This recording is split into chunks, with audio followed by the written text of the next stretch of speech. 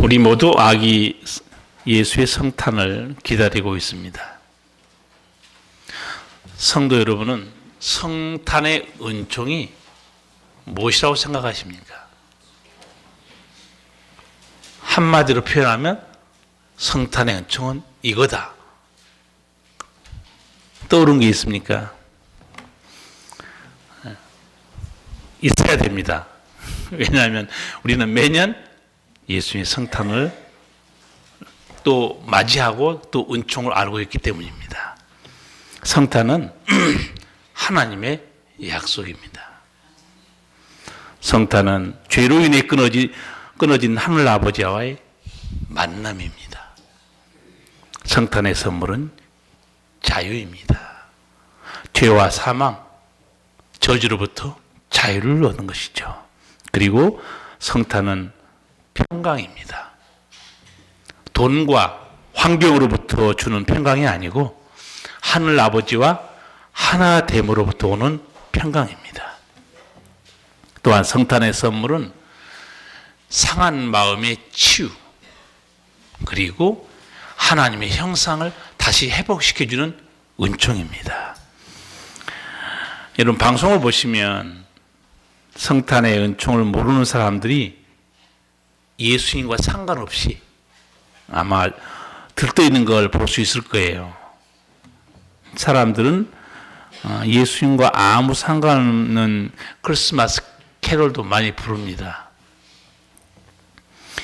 여러분, 귀에 익숙한 크리스마스 캐롤을 말씀드릴까요? 징글벨. 마치 좀 흰눈이 지금 내리고 있네요. 우리 동네는 화이트 크리스마스 된 것 같아요.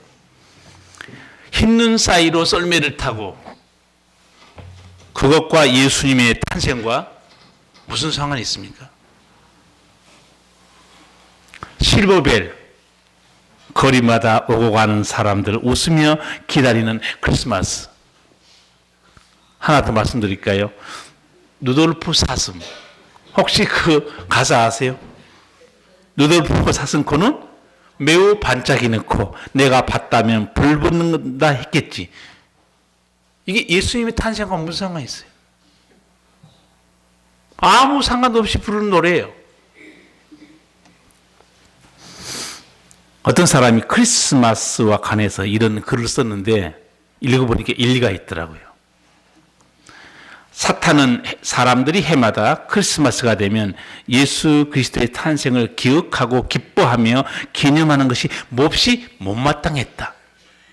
그래서 그는 사람들이 그날을 기억하지 못하도록 크리스마스를 없애버리려고 온갖 일을 썼는데 그 노력은 다 실패로 돌아갔다. 사탄은 작전을 바꾸었다. 그 작전은 대성공이었다. 그것은 크리스마스를 즐기게 하면서 예수 그리스도를 기억하지 못하도록 하는 것이었다. 그것이 바로 산타클로스, 루돌프, 선물 등이다. 일리가 있지 않습니까? 아기 예수를 내 주님으로 그리스도로 믿는 사람들은 징글벨, 실버벨, 루돌프 사슴, 이걸 크리스마스 찬송으로 부르지 않습니다. 믿는 우리들이 부르는 크리스마스 찬송은 따로 있어요. 기쁘다 구주 오셨네, 만 백성 맞아라, 온 교회여 다 일어나 다 찬양하여라. 다르잖아요. 3절을 보면 이렇습니다. 온 세상 죄를 사하러 주 예수 오셨네, 죄와 슬픔 몰아내고 다 구원하시네, 다 구원하시네, 다 구원하시네. 죄와 슬픔을 몰아내려고 오신 예수님 찬양한 게 크리스마스 찬송이에요. 제가 기독교 채널에도 보다가 속으로 참 개념 없는 PD가 예수님 찬양을 들려줘야 되는데 징글벨이나 루돌프 사슴코나 울면 안 돼 이런 노래를 계속 내보내는 거예요. 속으로 저거 PD 저거 예수님의 찬송, 크리스마스 찬송이 뭔지 아는 사람인가?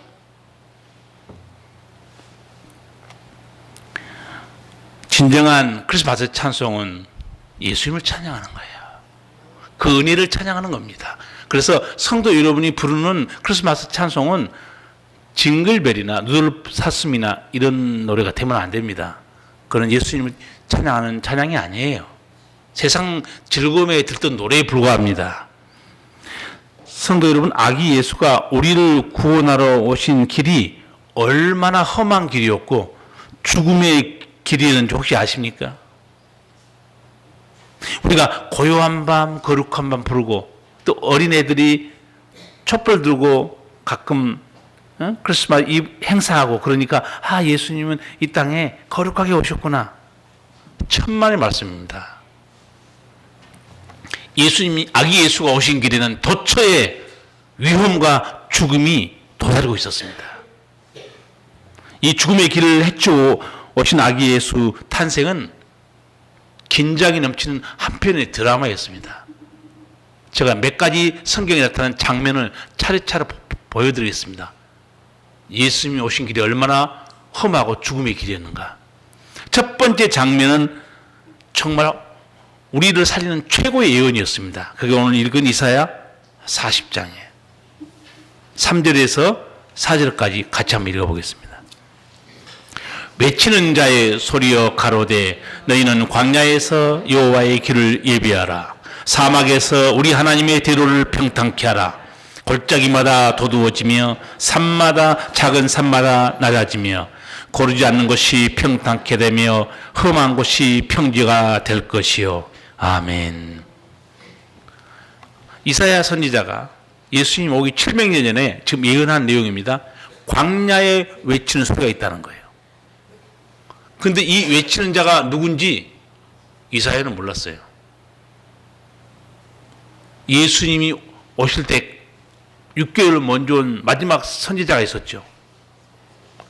그분이 광야에서 외치는 자였습니다. 누구였습니까?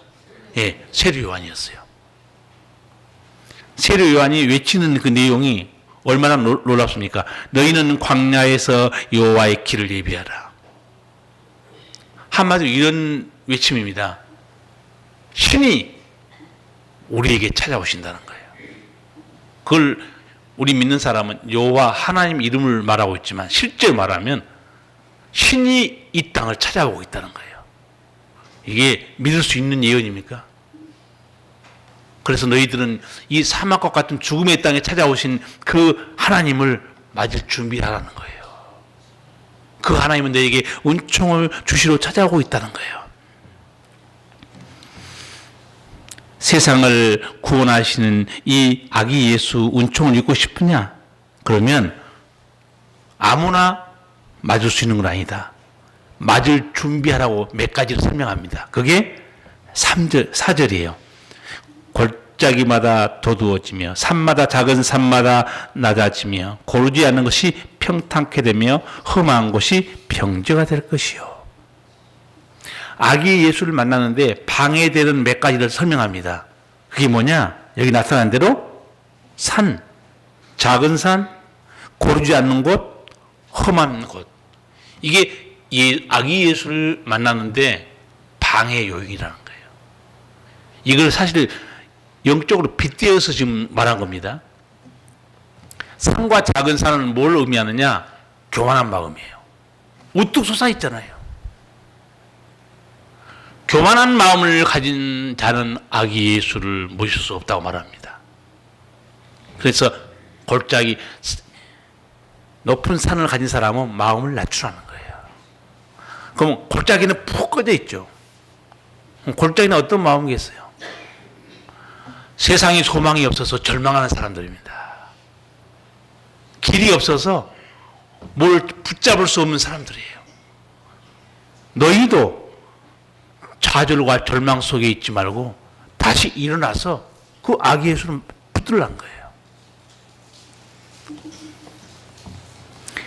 고르지 않는 곳, 무슨 말인가? 교활한 인간의 머리로 사는 마음입니다. 내 생각을 내려놓고 아기 예수를 붙들라는 거예요. 차근차근 지적합니다. 험한 곳이 평지가 되게 해라. 험한 곳은 완악하고 사악한 인간의 마음입니다. 마치 예수님이 씨 뿌리는 비유로 보면 돌짝밭 길가와 같은 사람이에요. 우리를 구원하려고 아기 예수가 오는데 안악한 마음을 버리고 예수님을 영접하는, 어린아이 같이 영접하는 거예요. 그 완악하고 사악한 마음을 내려놔야 생명의 아기 예수를 맞을 수 있는 거예요. 그게 한마디로 딱 두 문장, 두 단어로 말하면 그게 바로 회개입니다. 그래서 광야에서 세례 요한이 외친 메시지, 그게 뭐였냐면 회개하라, 천국이 가까웠느니라. 그러니까 이렇게 세례 요한이 와서 외칠 것을 오늘 이사야 선지자가 미리 예언한 겁니다. 예언대로 세례 요한이 와서 외친 거예요. 세례 요한은 한 가지 더 외쳤어요. 그게 5절 말씀입니다. 여호와의 영광이 나타나고 모든 육체가 그것을 함께 보리라.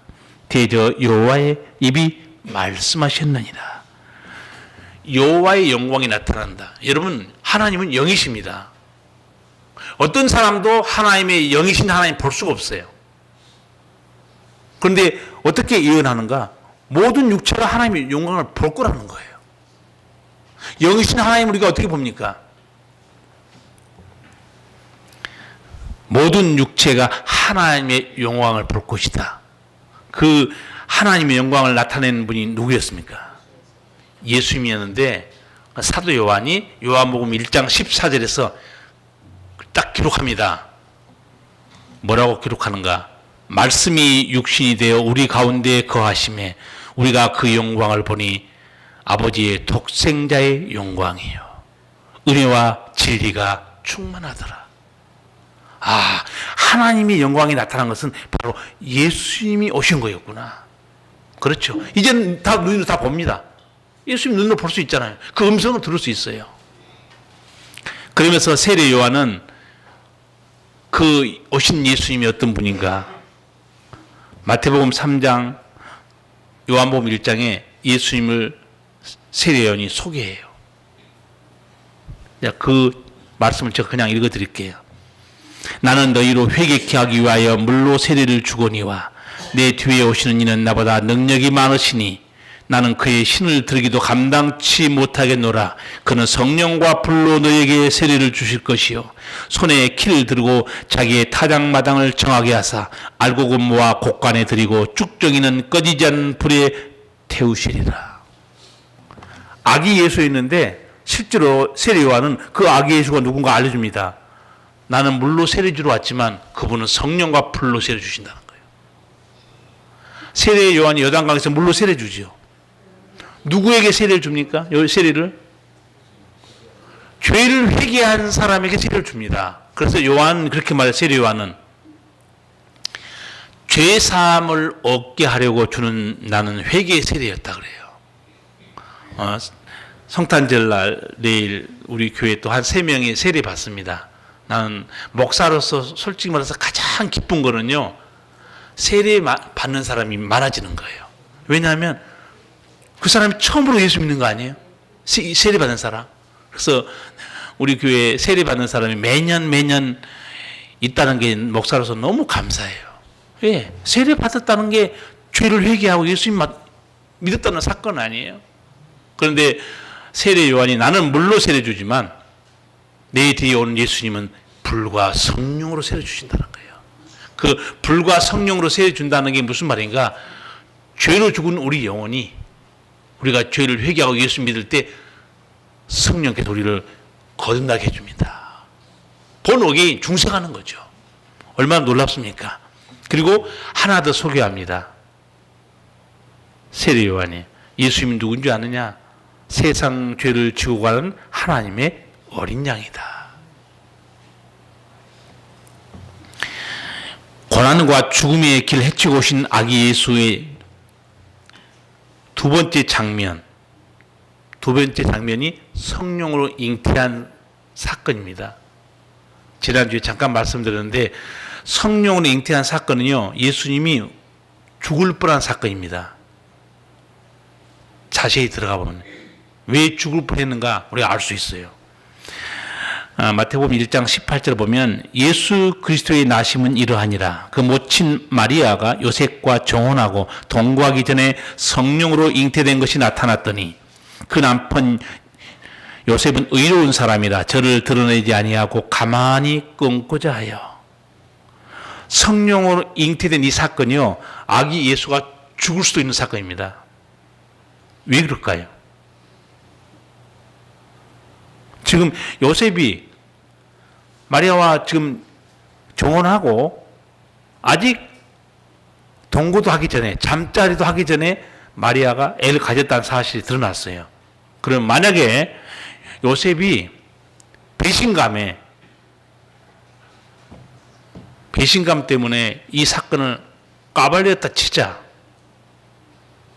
저 마리아는 나와 정혼했는데 내가 잠자리도 하기 전에 애가 생겼습니다.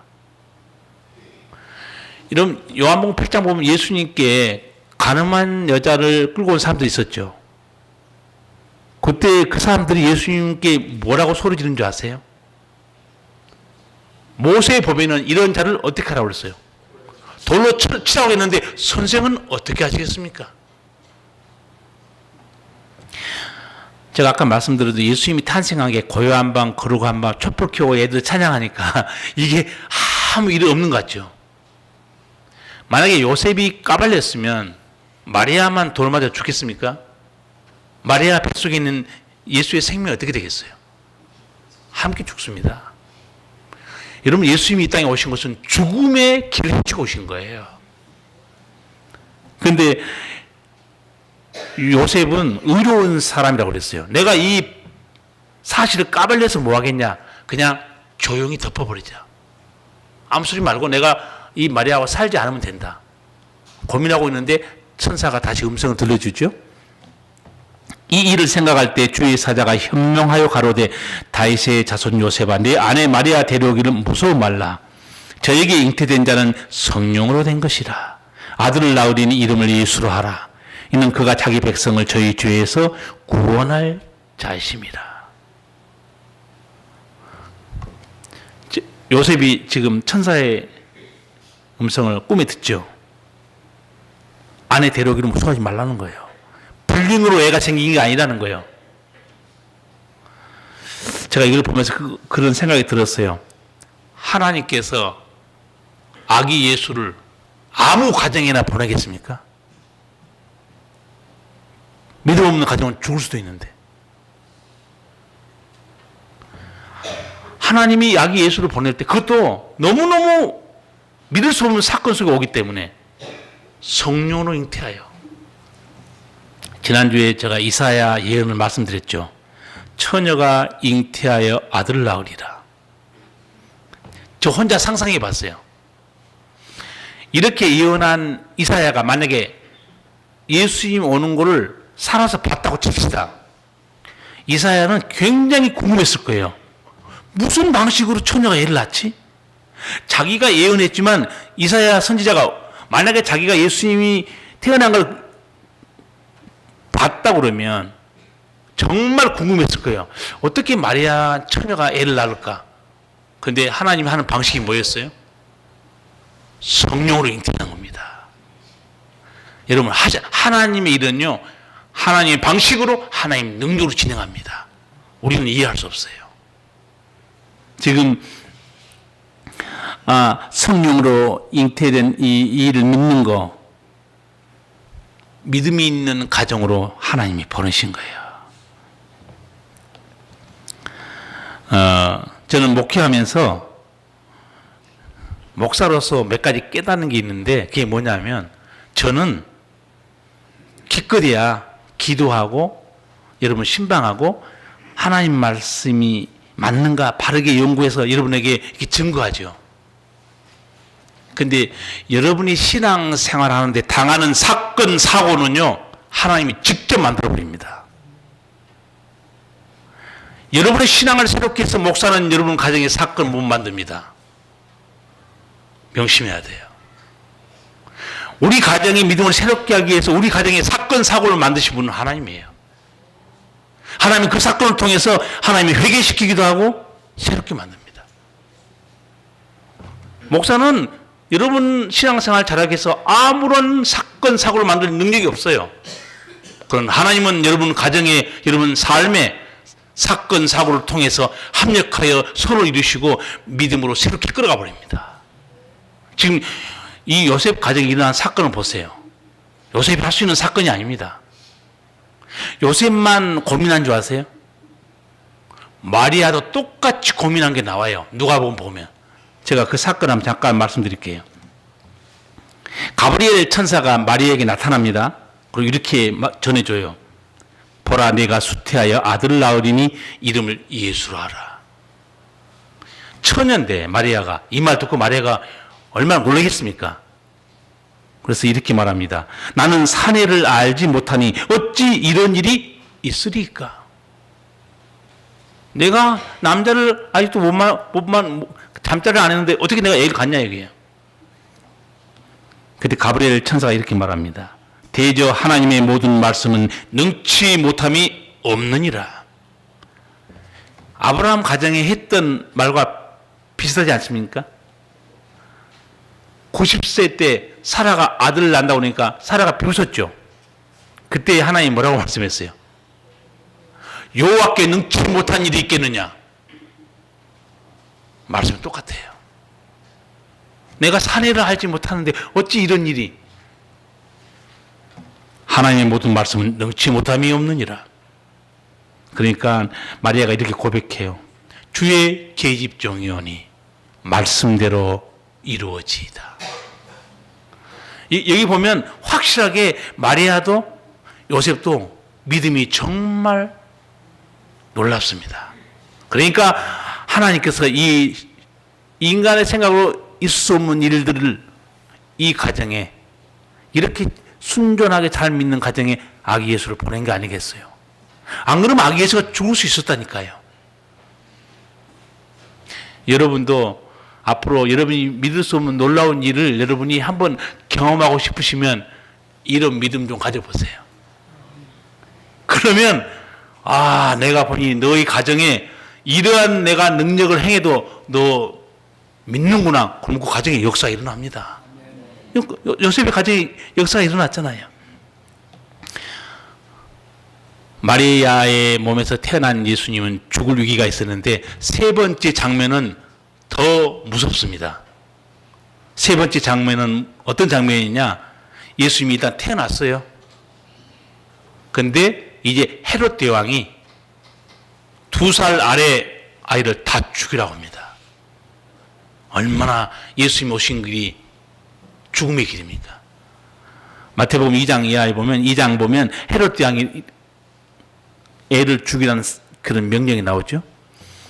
이에 헤롯이 박사들에게 속은 줄 알고 심히 노하여 사람을 보내어 베들레헴과 그 모든 지경 안에 있는 산의 아이를 박사들에게 자세히 알아본 그때를 표준하여 2살부터 그 아래로 다 죽이니.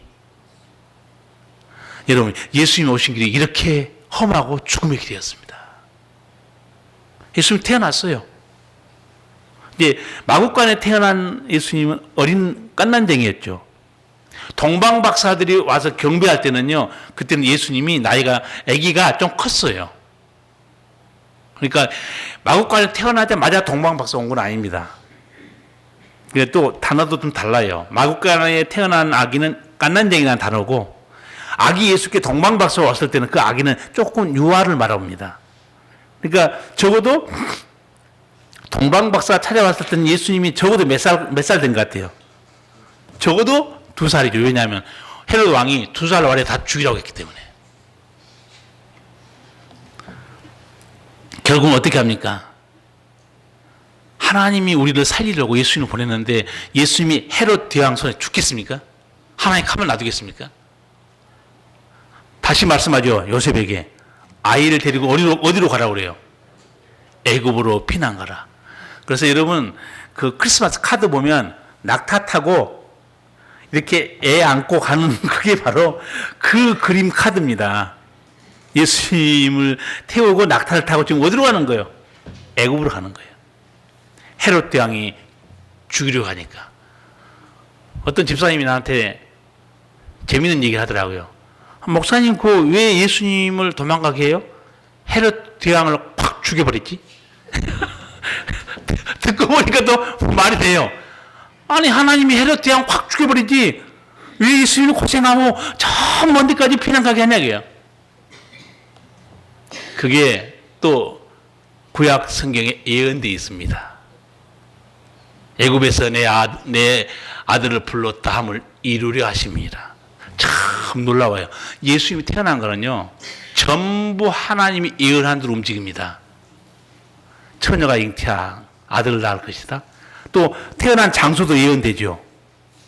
어느 동네에서 태어난다고 예언했습니까? 베들레헴. 앞으로 여러분 혹시 성지순례 가시면 베들레헴에 가면 그 자리가 맞는지 모르지만 예수님이 탄생 교회도 있고 예수님이 탄생한 자리도 있어요. 전 세계 교인들이 와서 그 예수님이 탄생한 자리를 손으로 만져보고 울면서 감동한 사람이 너무 많아요. 아, 우리 주님이 여기 마곡 안에서 태어나셨구나. 현장을 보니까 감동하는 거죠. 여러분, 고요한 밤 거룩한 밤 찬송만 생각하면 예수님이 조용히 은혜 가운데 이 세상에 온 걸 생각하지만 예수님이 이 땅을 찾아온 길은 험하고 두렵고 죽음의 길이었어요. 얼마나 무서운 길이었겠습니까? 그런데 예수님이 무슨 영화를 보겠다고 이렇게 죽음을 헤치고 왔을까요? 여러분이 고생하면 그런 얘기 하잖아요. 내가 고생하지만 나중에 한몫 챙긴다. 수십 년 동안 적금 들어서 뭐 한다. 우리는 그래서 고생을 참지요. 예수님은 이 죽음의 두려움을 헤치고 돌아가는데 예수님 이 땅에 오셔서 무슨 영화를 누리셨죠? 오히려 십자가에 돌아가셨습니다. 우리를 살리시려고. 하나님의 사랑이었죠. 그래서 제가 성탄의 은총 물어봤죠. 성탄의 은총이 무엇입니까? 하나님의 약속이고 하나님의 사랑이었어요. 다른 거는 아무것도 없습니다. 헤롯 대왕이 예수님을 죽이려고 하다 결국은 못 죽였죠. 그런데 요한계시록을 보시면 그 헤롯 대왕이 누군가 정체가 밝혀집니다. 사탄이었어요. 사탄이 예수님을 죽이려고 했던 거죠. 그러나 마태복음에는 헤롯 대왕이 정치적인 문제로 유대인의 왕으로 나신 이가 어디 있냐? 제거하려고 그랬습니다. 여러분, 예수 믿는 우리가 여러분 신앙생활도 마찬가지고 내게 일어난 모든 일도 두 가지로 해석해 하셔야 됩니다. 하나는 그냥 일어난 일, 하나는 영적으로 무슨 의미가 있는가, 그걸 반드시 여러분 해석을 하셔야 돼요. 마지막 예수님의 탄생 네 번째 장면, 정말 아름답고 영광스러운 장면입니다. 그게 천사들의 찬양과 천사들의 메시지예요. 아기 예수로 오신 하나님, 짐승의 마구간에서 태어났잖아요. 그때 그 예수님을 본 천사들이 메시지를 전해주죠. 목자들에게. 그 메시지가 누가복음 2장 10절에 11절에 있는데 이 메시지가 정말 복된 메시지입니다. 천사가 이르되 무서워 말라. 보라, 내가 온 백성에게 미칠 큰 기쁨의 좋은 소식을 너희에게 전하노라. 오늘날 다윗의 동네에 너희를 위하여 구주가 나셨으니 곧 그리스도 주시니라. 성탄의 놀라운 은총을 알았던 사람은 아무도 없었어요. 누구만 알고 있었냐? 천사들만. 천사들은 어떻게 알았을까요? 천사들은 알 수밖에 없죠. 하나님의 일꾼들이니까. 아, 예수님을 보내는 게 온 백성을 구원하러 보내셨구나. 그래서 천사들은 알고 있기 때문에 그 밤에 목자들에게 알려준 겁니다. 내가 온 세상에 미칠 큰 기쁨의 좋은 소식 너희가 알려준다. 구주가 태어났다는 거예요. 누구를 위해서 예수님이 태어났는가? 천사가 이렇게 말해요. 너희를 위하여 이렇게 말합니다. 죄와 사망에 붙드는 너희를 위해서. 온갖 질병으로 고통받는 너희를 위해서. 지옥 갈 수밖에 없는 죄인들 너희를 위해서 예수님이 태어났다는 거예요. 예수님의 성탄이 하나님의 사랑이었음을 아는 자 아무도 없었습니다. 그리고 예수님의 성탄이 이 땅에 얼마나 큰 은총을 가져오는지 아는 사람 아무도 없었어요. 아는 이 무리들이 하늘의 천군 천사였어요. 그래서 메시지를 전하고 그 다음에 이제 뭐라고 말합니까? 이 천사들이 이 하나님을 찬양하기 시작합니다. 그래서 그 누가복음 2장 13절 14절에 그 천사들의 찬양이 나오는데 그 찬양 중에서 간단하게 요약하면 하늘에는 영광, 땅에는 평화. 제가 한번 전체 문장 한번 읽어드릴게요. 호련히 허다한 천군이 그 천사와 함께 있어 하나님을 찬송하여 가로되 지극히 높은 곳에서는 하나님께 영광이요 땅에서는 기뻐하심을 입은 사람들 중에 평화로다. 아멘. 천사는 알고 있는 거예요. 이 땅에 하나님을 기뻐하심을 입은 사람들에게 평화가 임하는구나. 하나님의 평화 입으려면 또 조건이 있어요. 아까 이사야 선지자가 외친 것 중에서 하나님을 맞으려면 어떻게 하라고 그랬죠? 교만한 마음을 내려놓아라. 그렇죠? 사악한 마음을 버려라. 절망 중에 있다고 쓰러지지 말고 예수는 붙들라. 그런데 오늘 이 같은 내용에서 천사들이 어떻게 찬양하냐면 기뻐하심을 입은 사람들 중에 평화입니다. 그러면 하나님이 어떤 죄인을 기뻐하겠어요? 그렇죠. 아주 간단합니다. 죄를 회개하고 예수님께 엎드린 자, 그걸 기뻐하는 거예요, 하나님은. 그 기뻐한 사람들에게 하늘의 평화가 임하기 시작한다는 거예요. 천사가 그렇게 찬양하고 있어요. 아무나 성탄의 은총을 누리는 게 아닙니다. 요한의 외침을 들어야 되고 천사의 메시지를 들어야 돼요. 제가 이 설교 준비하면서 갑자기 제천에서 엊그제 일어난 화재 사건이 팍 떠오른 거예요. 정말 아주 난 그 뉴스를 보기 싫은 거예요. 왜냐하면 아내가 남편한테 전화해가지고 여보 살려줘. 나는 너무 가슴이 아파가지고 그 뉴스를 보기 싫은 거예요. 남편이 알았어 내가 119에 전화할게. 전화하고 다시 아내한테 전화했는데 아내가 전화를 안 받는 거예요. 근데 이번 세례 요한의 외침을 들어야 예수를 만날 수 있다 하는 대목이 이번 제가 제천의 화재 사건 중에서 어떤 사건이 때문에 말씀드리냐면 헬스장에 있던 남자들 그 한 20명 한 명도 안 죽었습니다. 왜 살아났냐? 화재 얘기를 듣자마자 그 헬스 관장이 난리를 친 거예요. 빨리 나가라고 막 등 떠미는 거예요. 그래서 헛지고 거기에 있는 사람들 다 뛰쳐나온 거예요, 남자들. 여러분, 구원의 소리를 외칠 때 들어야 돼요. 거기서 또, 내 지갑 챙겨야 돼. 지금 지갑 챙길 시간이 있어요? 팬티만 입으면 뛰쳐나가야지. 팬티 입을 시간 없으면 그냥 나가서 쭈그리고 앉아 있어야지. 살아야 되잖아, 일단. 제가 이번에 이 대천 사건 보면서, 세례 요한의 외침을 들은 자, 천사의 이 찬양을 들은 자, 하나님의 기뻐하심을 입은 사람들, 죄를 회개한 사람들에게 하나님의 은총이 임합니다 한 것처럼 지금 불이 났으니 일단은 나가죠. 비상구로 막 등떠민 거예요. 그게 헬스장에도 많이 있었고 여자 사우나에도 사람들 많이 있었죠. 근데 그 남자 헬스 관장 때문에 그 사람들 다 목숨 건진 거예요. 지금 세례 요한이 외친 게 뭡니까? 하나님이 너희를 구원하러 오신다는 거예요. 영접하라는 거예요. 그러면 너희는 다시는 지옥에 가지 않는다는 거예요. 죄와 사망에서 구원받고 병도 치유받을 수 있다는 거예요. 여러분, 이렇게 예수님을 내 마음에 모실 때 어떤 역사가 일어나는가? 그 인생이 바뀌어버립니다. 그 인생이 복을 받기 시작해요. 은총의 길로 들어갑니다. 진짜 예수님 와서 은총의 길로 들어간 거 우리 마태복음 뒤에 한번 읽어보세요. 병든 자가, 문둥병자가 누구 때문에 치유받았습니까? 예수님이에요. 귀신 들린 자가 누구 때문에 고침받았습니까? 예수님이에요. 죽은 자들을 위해서 살려주세요 할 때 누가 살리셨습니까? 예수님 살리셨어요. 우리 죽은 영혼을 누가 살리셨는가? 예수님이 십자가가 우리 죽은 영혼을 살렸어요. 그래서 우리를 구원하러 오신 예수님의 음성을 우리가 들어야 됩니다. 이게 성탄의 은총이에요. 오늘 우리가 찬양 105장 했잖아요. 거기 보면 오랫동안 기다리던 주님 강림하셨어. 이사야가 예언한 대로 얼마 기다렸느냐? 700년. 이제 진짜 오셨습니다. 죄에 매인 백성들을 자유 얻게 하시네. 주는 우리 소망이여 힘과 위로 되시니 오래 기다리던 백성 많은 복을 받겠네.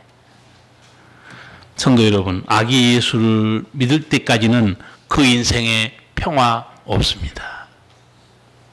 아기 예수를 내 마음에 영접할 때까지는 절대로 그 인생에 새로운 피조물의 은총 없어요. 아기 예수를 내 구주로 모실 때까지는 그 인생에 절대로 하나님의 은총은 임하지 않습니다. 여러분, 성탄의 은총 제가 말씀드렸어요. 아버지의 사랑이에요. 그렇죠? 성탄의 은총은 아버지가 주신 평강입니다. 그리고 우리가 자유를 누리는 거예요. 성탄의 은총은 치유의 은총입니다. 목자들이 또 천사들이 외쳤잖아요. 좋은 소식을. 성도 여러분들도 이 소식을 여러분 들으셨으니까 밖에 나가서 정말 어둠 속에 소망 없이 살아가는 사람들에게 듣든지 말든지 믿든지 믿지 않든지 이 예수님의 이 성탄의 은총을 함께 나누시기 바랍니다. 기도하시겠습니다. 살아계신 우리 주님 은혜를 감사합니다. 아무것도 모르고 죄 가운데 살다가 허무하게 죽어가는 이 미련하고 불쌍한 죄인들, 우리 아버지 하나님이 정말 예수님을 보내셨는데 죽음의 길 헤치고 이 세상에 찾아오셨습니다. 아들의 음성을 듣는 자는 살아나리라 한 것처럼 오늘 우리 모든 성도들은 예수님의 음성을 듣고 살아났고 오늘 이렇게 새 생명의 거룩한 예배에 아버지께 영광 돌리는 자리에 서게 됨을 참으로 감사합니다. 이 주님의 은총을 나누며 전파하며 사는 자들 되게 하여 주시기를 바라오며 예수님 이름으로 기도하옵나이다. 아멘.